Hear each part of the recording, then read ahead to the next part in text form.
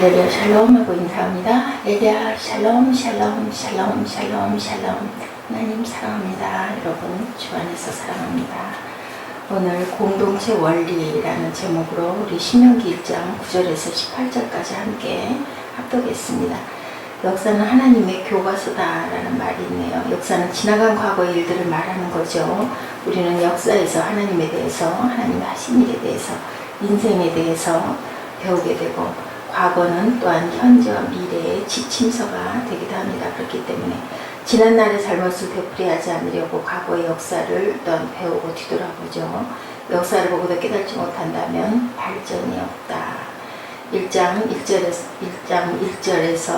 4절 그리고 또한 1장 1절과 4장 43절까지 지난 40년 광야 생활의 여정을 돌아보는 내용입니다. 시내산에서 가데스바네아까지, 가데스바네아에 있었던 일, 가데스바네아에서 모압 평지까지 요단 동편의 땅들을 점령한 과정, 그리고 그 땅을 분배한 일 등을 돌아보면서 설명하고 있는데, 지금 광야 생활 40년을 마치고 가나안 땅 앞에 서 있는 이스라엘 백성들은 40년 전에 그 사람들이 당연히 아니죠. 2세대들이죠. 39절에 아이들과 당일의 선약을 분별치 못하던 자녀들, 그 당시 20세 이하였거나 그 후에 광야에서 태어난 사람들이 대부분이다. 그렇기 때문에 이들은 40년 전에 있었던 일들을 잘 알지 못하죠. 아이였거나 아니면 새로 태어난 세대였기 때문에. 그래서 모세가 40년에 있었던 일들, 지금까지 있었던 일들을 돌아보고 지금 설명해주고 있습니다. 지나간 역사를 통해서 그 선대의 잘못, 그리고 하나님의 은혜를 다시 깨닫도록 가르치는 거죠.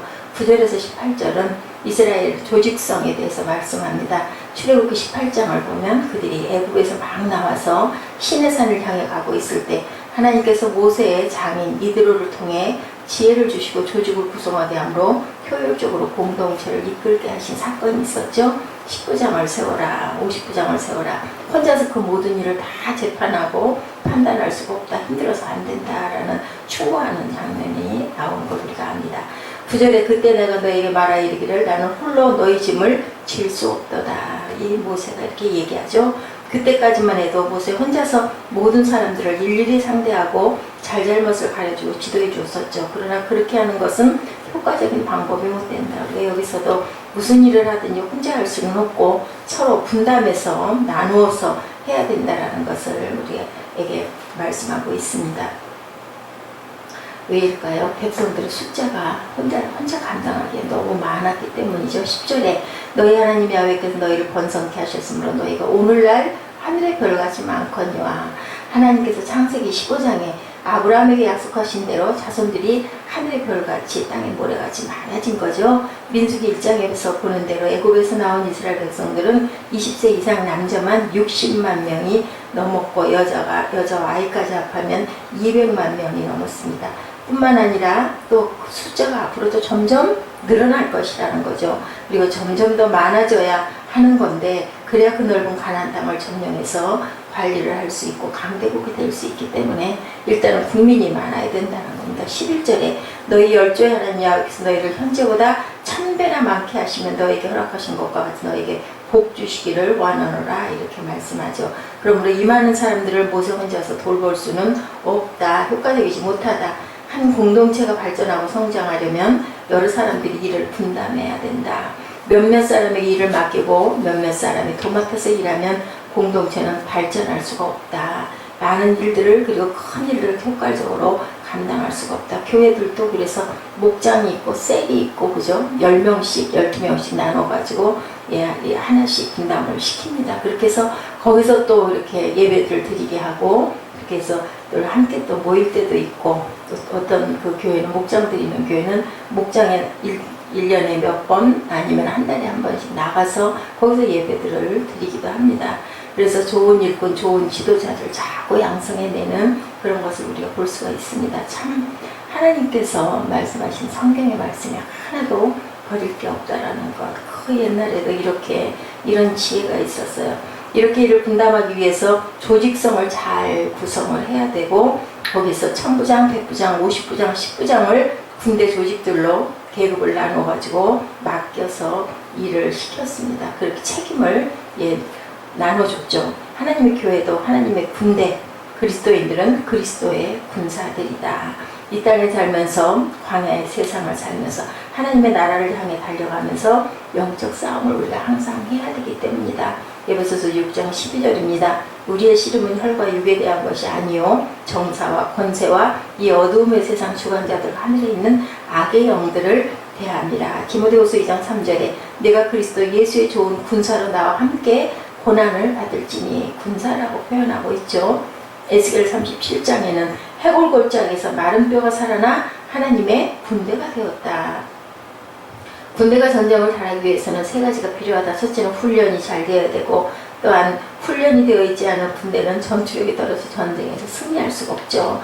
둘째는 무기와 장비가 제대로 구비되어 있어야 한다. 칼, 창, 활, 방패, 갑옷들도 잘 입어야 되죠. 에베소서 6장에 그래서 우리에게 하나님의 전신 갑주를 입으라. 첫째는 절대 복종이다. 모든 군인은 지휘관의 명령에 전적으로 복종해야 전쟁에 승리한다.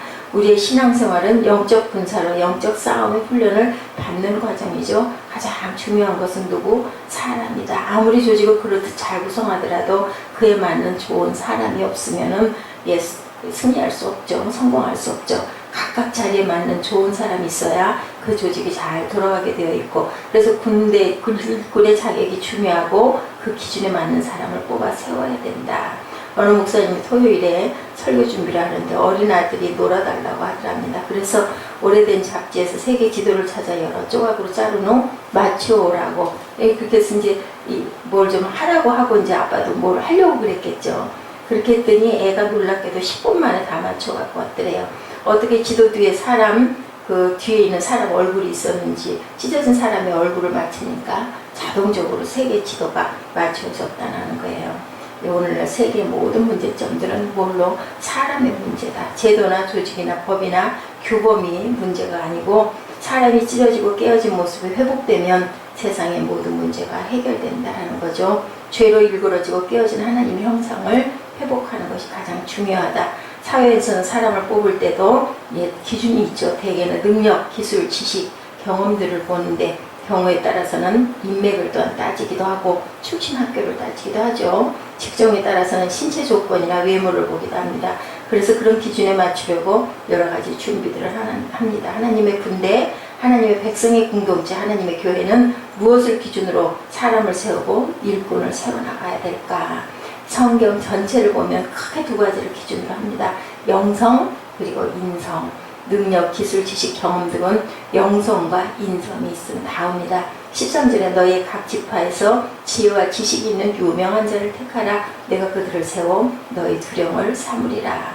출애굽기 18장 21절입니다. 그대는 온 백성 가운데 제덕을 겸비한 자 곧 하나님을 두려워하여 진실무망하며 불의한 일을 미워하는 자를 빼서 백성 위에 세워 천부장과 백부장과 50부장과 10부장을 삼아 그들로 때를 따라 백성을 재판하게 하라. 하나님을 두려워하는 영성과 진실성이 가장 필요하다. 사도행전 6장 3절이죠. 형제들아 너희 가운데 성령과 지혜가 충만하여 칭찬 듣는 사람 7을 택하라. 성령 충만한 믿음 즉 영성이고 칭찬 듣는 것은 인격 즉 인성입니다. 디모데전서 3장에 감독과 집사의 자격 역시 믿음과 인격, 영성과 인성을 기준으로 하고 있습니다. 이 두 가지를 고루 갖춘 사람을 하나님의 일꾼으로 세워야 제대로 감당해 나갈 수가 있다. 다른 믿음을 가진 사람은 인격도 생활도 올바르죠. 그러므로 공동체가 잘 운영되고 발전하기 위해서는 일할 사람을 잘 선택해 세워야 된다. 그래서 예수님은 철야 기도를 하시고 항상 사람을 세우셨습니다. 천부장, 백부장 등의 계급이 아니라 그 사람이 일할 수 있는 그릇과 역량이 과연 되는가 그릇에 따라서 일을 맡기죠. 그래서 토기장이가 그릇을 골고루 만들어 가지고 거기에 맞게 일을 시키시는 거죠. 그릇이 안 되는 자리를 차지하면 문제가 생기죠. 하나님께서 쓰실 만한 사람이 되어가기를 우리는 힘써야 된다. 큰 일을 할 수 있고 많은 일을 할 수 있는 그릇과 역량을 키워나가고 항상 준비된 자를 하나님이 쓰신다는 것을 또한 닦여있는 자를 쓰신다는 것을 우리가 알아야 됩니다. 그러므로 백부장이 할 일을 50부장이 하려고 해서는 안 된다. 천부장이 할 일을 50부장이 하려고 해서도 안 된다. 최고 지도자가 할 일이 따로 있고 중간 지도자가 할 일이 따로 있다. 중요한 직책을 맡은 사람일수록 다른 사람에게 과감히 권한을 이양하고 일을 맡길 줄도 알아야 된다. 출애굽기 18장 26절이죠. 그들이 때를 따라 백성을 재판하되 어려운 일은 모세에게 베풀고 쉬운 일은 자기가 하더라. 이렇게 말씀하고 있습니다. 본문 12절에도 그런즉 나 홀로 어찌 능히 너의 괴로운 것과 너의 무거운 짐과 너의 다툼을 담당할 수 있으랴. 일꾼이란 굳은 일, 힘든 일을 감당하는 사람이죠. 섬기는 사람입니다. 거기에서 권세를 부리려고 해서는 안 되죠. 한번 예수님의 제자 중에 세베대 아들 야고보와 요한이 예수님께 자기들을 나중에 예수님의 오른편과 왼편에 앉혀달라고 말할 때가 있었죠. 다른 제자들이 이를 듣고 화를 내며 서로 다투게 되자 예수님이 그들에게 말씀합니다. 마가복음 10장 42절이죠. 이방인의 소위 집권자들이 저희를 임으로 주관하고 그 대인들이 저에게 권세를 부르는 줄 너희가 알거니와 너희 중에는 그렇지 아니하니 너희 중에 누구든지 크고자 하는 자는 너희를 섬기는 자가 되고 너희 중에 누구든지 으뜸이 되고자 하는 자는 모든 사람의 종이 되어야 하리라. 인자가 온 것은 받으려 함이 아니라 섬기려 하고 자기 목숨을 많은 사람의 대속물로 주려 함이라. 그러면 어떻게 다른 사람들에게 존경과 인정을 받을 수가 있을까요? 솔선수범해야 된다는 겁니다. 베드로전서 5장 3절이죠. 맡기운 자들에게 주장하는 자세를 하지 말고 오직 양무리의 본이 되라. 아멘. 노블리스 오블리제라는 말이 있죠. 높은 자리에 있고 가진 것과 아는 것과 누리는 것이 많을수록 많은 책임과 의무를 감당할 줄 알아야 된다. 그래야 그 사회가 건강하게 발전하게 된다라는 겁니다. 오늘 우리 사회의 문제는 사람들이 높은 자리, 좋은 자리를 차지하려고 서로 다투는 데 있다. 정작 그 자리를 차지하면 희생과 섬김을 하지 않고 대우받고 대접받고 인정받고 그리고 또한 그 자리에서 사람들을 부리려고 하는 것이 문제입니다. 구체적으로 어떻게 섬겨야 하는가? 공정하게 섬겨야 된다. 16절에 내가 그때 너희 재판장들에게 명하여 이르기를 너희가 너희 형제 중에 송사를 들을 때 양반 간에 공정히 판결할 것이며 그들 중에 타국인에게도 그리할 것이라. 사심과 인정에 치우치지 말고 모든 일을 객관적으로 공평하게 처리해라. 또 하나님을 두려워해야 된다. 17절이죠. 재판은 하나님께 속한 것인즉 너희는 재판의 외모를 보지 말고 귀천을 일반으로 듣는 사람의 낯을 두려워할 것이며 하나님이 보고 계신다는 것을 기억하고 보시기에 바르게 판단해야 일해야 된다. 가장 중요한 것은 사람이다. 조직과 구성이 중요한 것이 아니라 그에 맞는 좋은 일꾼이 있어야 된다.